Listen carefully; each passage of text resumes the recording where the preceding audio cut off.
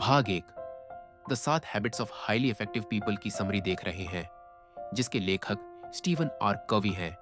एक शांत शाम थी। हल्की हवा खिड़की से पर्दों को छूती हुई गुजर रही थी।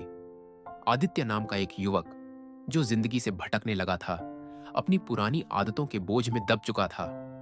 हर दिन वही भाग दौड़, वही शिकायतें। जिंदगी बस एक दौड़ बनकर रह गई थी, जिसमें वह जीत नहीं पा रहा था। उस शाम वह अपनी अलमारी में रखी धूल से भरी किताबों को देख रहा था। तभी उसकी नजर एक किताब पर टिक गई। सफेद कवर, सुनहरे अक्षरों में लिखा शीर्षक, सफल लोगों की 7 आदतें। जैसे ही उसने किताब को हाथ में लिया, उसे महसूस हुआ कि उसकी उंगलियों ने मानो किसी नई यात्रा का दरवाजा छू लिया हो। वह धीरे से बिस्तर पर बैठा। कमरे की हल्की रोशनी उसके चेहरे पर पड़ी। उसने किताब खोली और जैसे ही पहला पन्ना पलटा, उसके भीतर कुछ जाग उठा। किताब की शुरुआत एक विचार से हुई। हर इंसान के भीतर एक अनदेखी ताकत होती है, जो उसके सारे भविष्य को बदल सकती है। आदित्य ने सोचा, क्या मेरे भीतर भी वो ताकत है? क्या मैं भी अपनी जिंदगी बदल सकता हूं? किताब का पहला संदेश था, दूसरों को बदले बिना खुद से शुरुआत करो। अपनी सोच से, अपने चुनावों से, अपने फैसलों से। यही पहली आदत थी। खुद के लिए जिम्मेदार बनना आदित्य को याद आने लगा। कितनी बार वह दूसरों को दोष देता था, समय को, हालातों को, किस्मत को। लेकिन शायद असली बदलाव उसके भीतर छिपा था, जिसे वह आज तक नजरअंदाज करता आया था। कहानी जैसे जैसे आगे बढ़ी, उसे समझ आया, जो लोग जिंदगी में आगे बढ़ते हैं, वे इंतजार नहीं करते कि कोई आए और उनकी राह बनाए। वे अपनी राह खुद चुनते हैं। वे सक्रिय होते हैं। असल ताकत उनकी पहल करने में होती है। आदित्य की आंखें किताब के शब्दों से गहराई तक जुड़ गईं। उसे लगा जैसे किताब उससे बात कर रही है, उसे झकझोर रही है, उसे कह रही है, अभी भी देर नहीं हुई, तुम शुरुआत कर सकते हो अभी। इसी वक्त हवा अब थोड़ी तेज थी, जैसे बाहर की दुनिया भी उसके बदलते मन को महसूस कर रही हो। वह मुस्कुराया और बोला, मैं कोशिश करूंगा। मैं पहली आदत अपनाऊंगा। मैं अपनी जिंदगी की जिम्मेदारी खुद लूंगा। उस रात आदित्य ने सिर्फ किताब नहीं पढ़ी, उसने खुद को समझा, अपनी छुपी हुई ताकत को जाना, एक नए रास्ते की ओर पहला कदम बढ़ाया।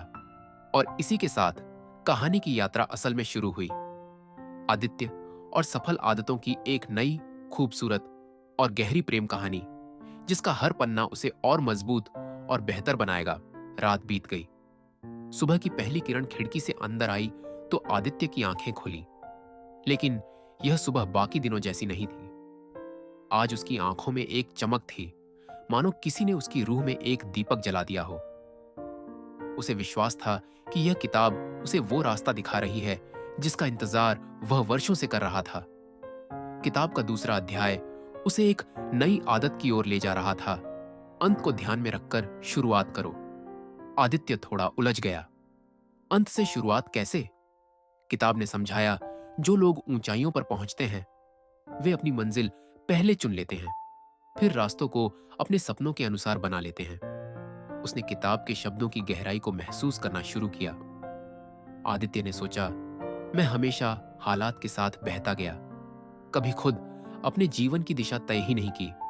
मैंने कभी खुद से पूछा ही नहीं, अंत में मैं क्या बनना चाहता हूं, क्या हासिल करना चाहता हूं। उसने कल्पना की, एक ऐसा भविष्य जहां लोग उसके काम की सराहना करते हों, उसके माता पिता के चेहरे गर्व से खिले हों, वह अपने सपनों को छू सके, और वह चेहरा जो हमेशा उसकी भावनाओं का मौन साथी बना रहा, वह भी खुश हो। उसकी सफलता देखकर आदित्य की जिंदगी में एक लड़की थी। रिद्धिमा उसकी आंखों में हमेशा उम्मीद की चमक होती थी।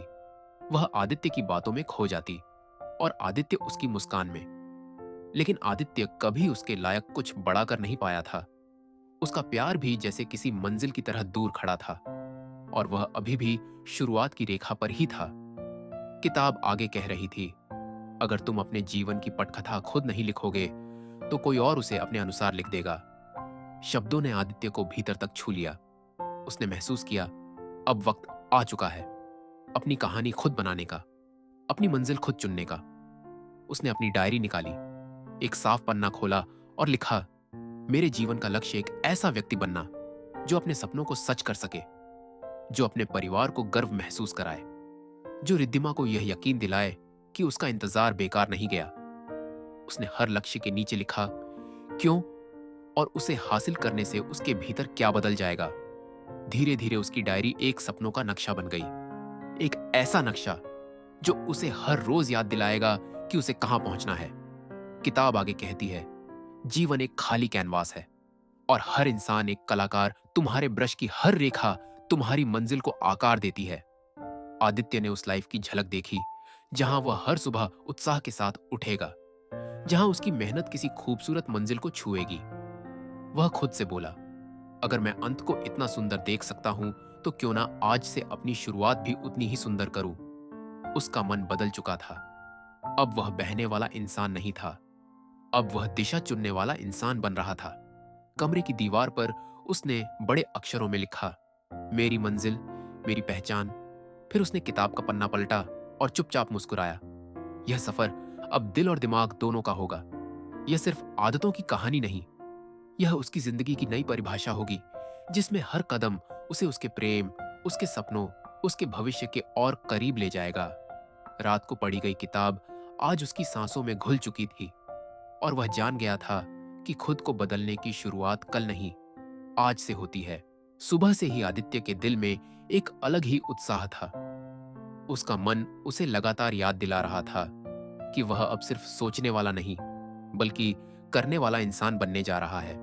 किताब का तीसरा अध्याय उसके सामने खुला और उस पर लिखा था, पहले जरूरी काम करो। आदित्य ने उत्सुकता से पढ़ना शुरू किया। किताब बता रही थी कि जिंदगी में 3 तरह के काम होते हैं, जरूरी, गैर जरूरी और टालने वाले। सफल लोग उन कामों को पहले करते हैं जो उनके भविष्य को बनाते हैं, न कि उन कामों को जो सिर्फ आज का समय खा जाए। आदित्य की आंखें वहीं थम गईं, क्योंकि वह अक्सर अपनी जिंदगी की असली प्रायोरिटीज को नजरअंदाज करता रहा था। फालतू बातों, बेमतलब दोस्तों और टाल मटोल ने उसे उसके लक्ष्य से दूर रखा था। किताब ने पूछा, तुम्हारा समय कहां बह रहा है और तुम उसे कहां बहाना चाहते हो? बस यही अंतर तुम्हारे आने वाले कल को तय करता है। ये शब्द आदित्य के दिल में हथौड़े की तरह पड़े। उसे याद आए वो पल जब वह हर शाम दोस्तों के साथ बिना मतलब की हंसी में हर घंटे गंवा देता था और रात को अपने सपनों के प्रति पछतावे के सिवा कुछ नहीं बचता था। उसने अपने कमरे में रखी घड़ी को देखा जो चल रही थी, पर वह खुद रुका हुआ था। उसने एक कागज निकाला और लिखा, जो काम मेरी जिंदगी बदलेंगे। वे सबसे पहले उसने अपनी आदतों की एक सूची बनाई। सुबह जल्दी उठना, किताबें पढ़ना सीखना, मेहनत करना अपने सपनों के लिए, रोज थोड़ा आगे बढ़ना। लेकिन इन सब के बीच एक नाम उसके मन में कौंधा, रिद्धिमा, वह लड़की जिसने हमेशा उसकी आंखों में उन सपनों को देखा जो वह खुद भी नहीं पहचानता था। आदित्य ने याद किया, रिद्धिमा ने एक बार उससे कहा था, तुम में एक आग है, बस उसे जलने दो, और अगर तुम जल उठे तो तुम्हारा प्रकाश दुनिया तक पहुंचेगा। उस पल आदित्य को महसूस हुआ कि इस सफर में रिद्धिमा उसकी प्रेरणा है। उसकी कहानी की धड़कन शाम हुई और आदित्य ने अपने कदम उन पुरानी जगहों की ओर बढ़ने से रोक लिया। उसने खुद से कहा, मेरी जिंदगी में अब प्रायोरिटी बदल चुकी है, अब मैं खुद को खोने नहीं दूंगा। रात को वह पढ़ाई की मेज पर बैठा और किताब का अगला हिस्सा पढ़ने लगा, जिसमें लिखा था, जो लोग अपनी प्राथमिकताएं नहीं चुनते उनके लिए दुनिया चुन लेती है, और दुनिया का चुना रास्ता हमेशा खुशियों तक नहीं ले जाता। आदित्य के मन में गहरी शांति उतरने लगी।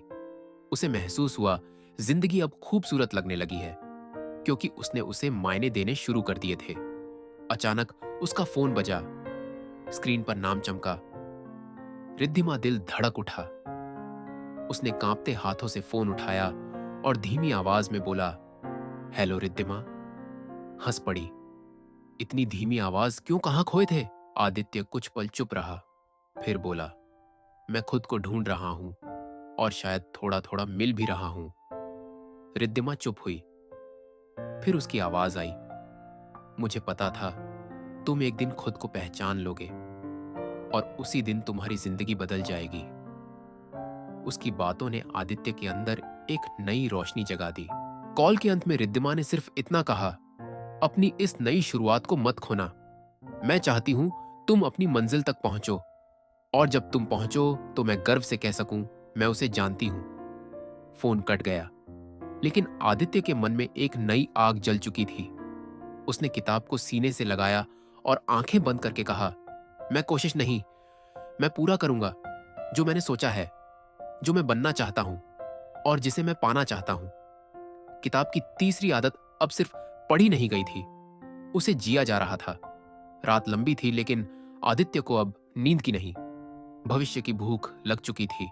और यही भूख इंसानों को साधारण से असाधारण बनाती है। इस भाग में चौथी आदत के साथ कहानी में बड़ा मोड़ आएगा। भाग 4। आदित्य अब अपनी जिंदगी की दिशा बदल चुका था।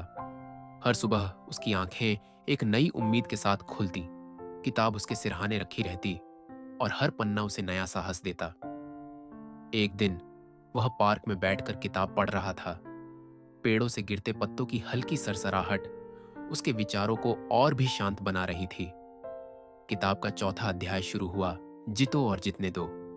आदित्य ने सोचा, क्या हर जीत में किसी की हार जरूरी होती है? किताब ने साफ लिखा था, सच्ची सफलता तब होती है जब सामने वाला भी खुश हो, जब हम किसी रिश्ते, किसी सपने, किसी काम में दोनों के लिए जीत का रास्ता बनाएं। यह बात उसके दिल में उतर गई। उसे याद आया, कई बार वह दूसरों से तुलना करता, कभी ईर्ष्या, कभी जलन। किसी की सफलता उसे अपनी हार लगती थी, लेकिन असल में दूसरों की जीत उसकी हार नहीं, बस उनकी दौड़ में एक अलग मंजिल थी। उसने अपनी आंखें बंद की और खुद से कहा, अगर मैं जीतूं तो मेरे साथ साथ मेरे अपने भी जीतें, मेरे माता पिता, मेरे सपने और रिद्धिमा। रिद्धिमा, वह नाम जो उसकी हर सोच में शामिल था। उसी शाम कॉलेज में एक इवेंट था जहां रिद्धिमा मंच पर भाषण देने वाली थी। उसने आदित्य को बुलाया और पहली बार आदित्य ने मना नहीं किया, क्योंकि अब उसकी प्राथमिकताएं बदल चुकी थी। हॉल लोगों से भरा था, रोशनी मंच पर गिर रही थी और रिद्धिमा उसी रोशनी की तरह चमक रही थी। उसकी आंखें आत्मविश्वास से भरी थीं और उसकी मुस्कान, आदित्य बस उस मुस्कान को देखता रह गया। रिद्धिमा ने माइक पकड़ा और बोलना शुरू किया, जिंदगी वही खूबसूरत होती है जिसमें हम खुद को भी जीतते हैं और अपने करीबियों को भी। उस पल आदित्य को लगा जैसे किताब में लिखी बातें उसके सामने हकीकत बनकर खड़ी हैं। भाषण खत्म होने के बाद रिद्धिमा सीधे आदित्य के पास आई। उसने कहा, मुझे तुम्हारी आंखों में आज वो चमक दिखाई दे रही है जो पहले नहीं थी। आदित्य थोड़ा शर्मा गया, लेकिन उसने हिम्मत कर कहा, मैं कोशिश कर रहा हूं उस इंसान को बनाने की जिस पर तुम गर्व कर सको। रिद्धिमा ने धीरे से कहा, मैं चाहती हूं तुम अपनी जीत मुझे भी महसूस कराओ, क्योंकि तुम जीतोगे तो मेरी भी जीत होगी। उसके शब्दों ने आदित्य के दिल में एक खनकती हुई हिम्मत भर दी। वह समझ गया, अब उसकी सफलता सिर्फ उसके लिए नहीं, बल्कि उनके लिए भी है जिनसे वह प्यार करता है। समय बीतता गया। आदित्य पढ़ाई में तेज होने लगा। लोग उसके बदलाव को देखकर हैरान थे। कभी हार मान लेने वाला लड़का अब अपनी पहचान बना रहा था। लेकिन जहां रोशनी होती है वहां छाया भी होती है। कॉलेज में ही एक लड़का था, तनय, जो रिद्धिमा के करीब आना चाहता था और उसे आदित्य की तरक्की पसंद नहीं आ रही थी। वह हमेशा कोशिश करता, आदित्य को छोटा दिखाने की, उसकी मेहनत को मजाक बनाने की। एक दिन तनय ने सभी के सामने कहा, आदित्य किताबें पढ़ने से कोई महान नहीं बनता। महान तो वो होता है जिसके पास पावर हो, और पावर मेरे पास है। मेरे पीछे बड़ा नाम है, बड़ी पहचान है। तेरे पास क्या है? आदित्य चुप रहा। वह बहस में विश्वास नहीं रखता था, वह काम में विश्वास रखता था। रिद्धिमा तनय की बात सुनकर नाराज हो गई। वह आदित्य के सामने खड़ी हुई और बोली, किसी के पास कितना भी बड़ा नाम हो, दुनिया उसी का नाम याद रखती है जो अपने दम पर कुछ कर दिखाए। तनय गुस्से में चला गया, लेकिन आदित्य ने उस दिन खुद से वादा किया, अब वह इतना आगे बढ़ेगा कि किसी को भी उसकी मेहनत पर सवाल उठाने का हक ना मिले। रात को किताब पढ़ते समय एक लाइन ने उसके अंदर आग जला दी, अगर तुम्हारी सफलता सिर्फ तुम्हारी हो तो वह अधूरी है। जब सब साथ मिलकर जीतें तभी जीवन सुंदर है। उसने सिर उठाया और आसमान की ओर देखा, जहां चांद बादलों के पीछे छुपकर भी अपनी रोशनी फैला रहा था। आदित्य ने कहा, मैं जीतूंगा, सबको साथ लेकर, किसी को नीचा दिखाकर नहीं, किसी को हराकर नहीं, बल्कि सबको उठाकर, सबको सहारा देकर। वह रात लंबी थी, पर आदित्य जाग रहा था, क्योंकि अब थकान नहीं, इरादे जाग रहे थे। और जब इंसान की सोच बदलती है, तभी उसकी दुनिया बदलने लगती है। यह चौथी आदत अब उसकी रगों में दौड़ रही थी। वह जान चुका था, सच्ची जीत वही है जिसमें प्यार हो, सम्मान हो और साथ हो, अंत नहीं। नई शुरुआत जिंदगी जैसे एक नदी है, कभी शांत बहती है, कभी उफान में आती है। आदित्य की जिंदगी अब एक ऐसे मोड़ पर थी जहां या तो वह तैरकर किनारे पहुंचता या फिर धारा उसे बहा कर ले जाती। लेकिन वह अब बहने वाला इंसान नहीं रहा था। किताब का 5वां अध्याय उसके सामने खुला था। पहले समझो, फिर समझाओ, किताब बता रही थी। हर रिश्ते की जड़ में समझ होती है, और अधिकतर लोग सुनते कम और जवाब देने की तैयारी ज्यादा करते हैं। इसीलिए दुनिया में गलतफहमियां ज्यादा और विश्वास कम है। ये बातें आदित्य के दिल में गहरा असर छोड़ गईं। उसने सोचा, कितनी बार उसने अपने माता पिता को ठीक से सुना नहीं, कितनी बार वह दोस्तों की भावनाएं समझ नहीं पाया, कितनी बार उसने रिद्धिमा के दिल की बात अनसुनी कर दी। उसने फैसला किया, अब वह पहले सुनेगा, समझेगा, फिर अपनी बात कहेगा। कुछ ही हफ्तों में कॉलेज का एक बड़ा प्रोजेक्ट आया। पूरे कॉलेज की नजर उसी प्रोजेक्ट पर थी। सबसे अच्छा प्रोजेक्ट राष्ट्रीय स्तर पर चुना जाना था। क्लास में उत्साह और टेंशन दोनों का तूफान था। प्रोफेसर ने टीमों का चयन किया और किस्मत से आदित्य और रिद्धिमा एक ही टीम में थे। लेकिन टीम का तीसरा सदस्य तनय था। तनय को यह बिल्कुल पसंद नहीं आया। वह सोच रहा था, अब तो यह प्रोजेक्ट मेरे दम पर ही आगे बढ़ेगा, आदित्य क्या ही कर लेगा। पर इस बार कहानी अलग थी। आदित्य पहले जैसा नहीं था। उसने टीम को साथ बैठाया और शांत स्वर में बोला, हम तीनों की सोच अलग है, लेकिन अगर हम एक दूसरे को समझकर काम करेंगे तो हम जीत सकते हैं। तनय ने तंज कसा, तुम तो किताबों वाले हो, देखते हैं तुम्हारी समझ क्या कमाल करती है। आदित्य मुस्कुराया, तुम बोलो, मैं सुनूंगा। ये वही आदित्य था जिसने किताब की आदतें पन्नों में नहीं, जीवन में उतार दी थी। दिन बीते मेहनत होती रही, तनाव बढ़ता गया, लेकिन एक बदलाव आया। तनय की नजरों में आदित्य के लिए सम्मान बढ़ने लगा। तनय समझ गया, सच्चा लीडर वह नहीं जो आदेश दे, बल्कि वह जो सुनकर सबको साथ लेकर चले। प्रोजेक्ट पूरा हुआ, और जब उसकी प्रस्तुति का दिन आया, स्टेज पर जाते हुए आदित्य का दिल तेजी से धड़क रहा था। रिद्धिमा ने धीरे से उसका हाथ थामा। उसकी आंखों में विश्वास था। वह बोली, कुछ भी हो जाए, तुमने मुझे गर्व करने का मौका दिया है, अब बस आगे बढ़ो। आदित्य ने गहरी सांस ली और मंच पर कदम रखा। उसने केवल प्रोजेक्ट नहीं बताया, उसने अपना बदलाव दिखाया, अपनी सोच दिखाई, अपना विश्वास दिखाया। प्रस्तुति खत्म होते ही पूरा हॉल तालियों से गूंज उठा। आदित्य ने आश्चर्य से सबको देखा। वह जीत चुका था, और इस जीत में उसके साथ रिद्धिमा भी थी, तनय भी था, उसका परिवार भी। राष्ट्रीय स्तर पर प्रोजेक्ट चुना गया। आदित्य की मेहनत अब दूर तक पहुंचने लगी थी। इसी जीत के बाद कॉलेज कैंपस में एक शांत शाम आदित्य और रिद्धिमा साथ बैठे थे। हवा में मीठी सर्दी थी और चांद दूर से मुस्कुरा रहा था। आदित्य बोला, तुमने हमेशा मुझ पर भरोसा किया, जबकि मैं खुद को भी नहीं पहचानता था। तुम मेरे बदलाव की वजह हो। रिद्धिमा मुस्कुराते हुए बोली, नहीं आदित्य, तुम्हारे अंदर जो आग थी, मैंने सिर्फ उसे देखने की हिम्मत की। जलाना तुमने खुद सीखा, और अब तुम वहां पहुंच गए हो जहां तुम खुद पर गर्व कर सकते हो। आदित्य ने धीरे से पूछा, क्या अब हम एक साथ अपनी आगे की यात्रा शुरू कर सकते हैं? रिद्धिमा की आंखें नम हो गईं। उसने सर झुकाकर बस इतना कहा, मैं कब से इसी पल का इंतजार कर रही थी। उस पल आदित्य ने महसूस किया, सफर केवल मंजिल तक पहुंचने के लिए नहीं होता, किसी खास को साथ पाने के लिए भी होता है। किताब के अंतिम पन्नों में लिखा था, असल में 7 आदतें जीवन की नहीं, प्रेम की भी कुंजी हैं। आदित्य की कहानी अब एक प्रेरणा बन चुकी थी। एक ऐसे इंसान की कहानी जिसने खुद को बदला, और दुनिया भी एक ऐसे प्रेम की कहानी जो साथ बढ़ना जानता है, न कि रोकना। और यह यात्रा अभी बाकी थी, बहुत आगे तक, बहुत दूर तक। चैनल के लिए मैसेज जैसा आपने कहा। यदि आपको यह कहानी पसंद आई और आप चाहते हैं कि हम ऐसे और जीवन बदलने वाले कंटेंट लाए, तो कृपया हमारे चैनल को सब्सक्राइब करें, ताकि हर प्रेरणादायक कहानी सबसे पहले आपके पास पहुंचे।